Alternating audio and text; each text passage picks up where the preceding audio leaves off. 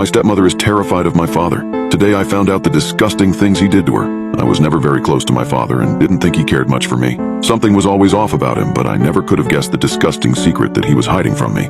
I grew up in a poverty-filled area in Venezuela, so it was common for girls to go missing without a trace. But it was always horrifyingly different to normal gang-related crime. The majority of these young girls would be found dead, laid out unclothed on roads or doorsteps with long cuts and gouges made by sharp fingers. It was disgusting to look at. Often the bodies were still warm. Whoever was killing them didn't care about hiding their crimes. As a child, I thought that only desperate girls wound up dead. Girls desperate for food, for money. The kind of girls who would sell themselves to monsters. But I was so wrong. I remember the moment my parents told us that my sister had gone missing. I was heartbroken. It was an unexplainable feeling of regret and remorse. The feeling that I should have been there, that there must have been some way to prevent it from happening. My father told us to have faith, but I knew it was hopeless. Our fears were confirmed the next day when her body was found the next day. I remember how it affected my father, the pain in his eyes. He was a big man, his job was to protect, and I think not being able to protect my sister killed him inside. My mother, always weary, grew more bitter, and at night I could hear her screaming at my father. I remember the way the hair on my arms stood up. A lesser man would have hit her, but my father was a good man, at least that's what I thought. My mother died not long after an overdose. Suicide, I'd thought, and I'd hated her bitterly for leaving us. Maybe she had been trying to cope with her pain, but my 10-year-old brain only understood that I'd been left alone, and that I missed my sister.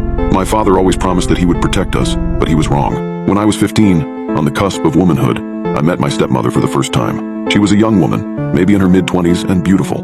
I met her when I was playing soccer with my 13-year-old friend Bia, who had just given birth.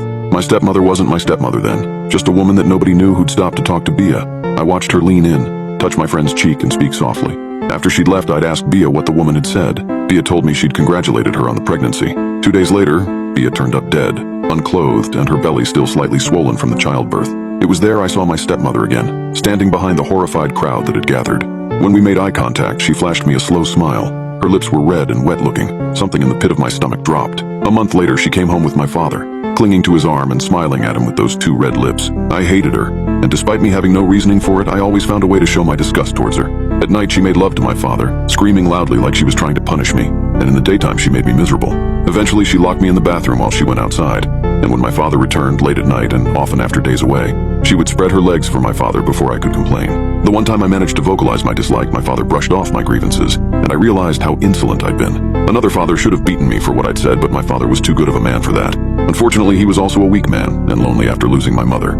I think he really loved my stepmother, but I knew she was disgusting. A few months later, I had followed her into an alley and watched her walk up to a girl in a puffer jacket. They were talking in low, hushed voices. "How much?"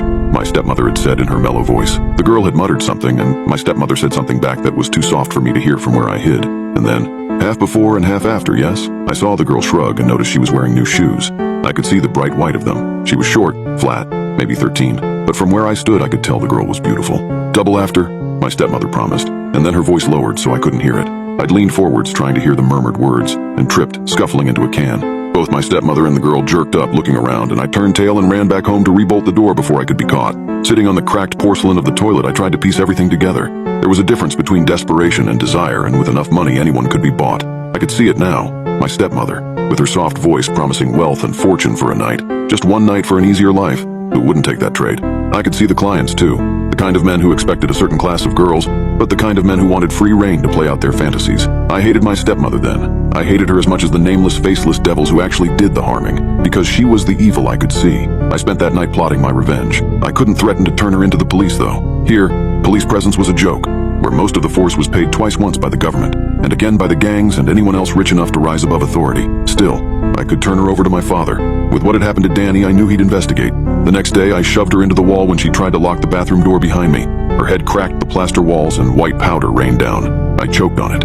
"I know what you do," I hissed, my voice raspy and hate-filled. She pretended to be shocked, but I'd seen the realization flit across her face. I don't remember really how she'd done it, but with incredible strength, she'd flipped us around so that I was the one against the wall. Her hands came up to my neck, and she met my eyes with her dead, flat ones. I grabbed at her hands, pushing the bones of them together under her thin skin, thrashing.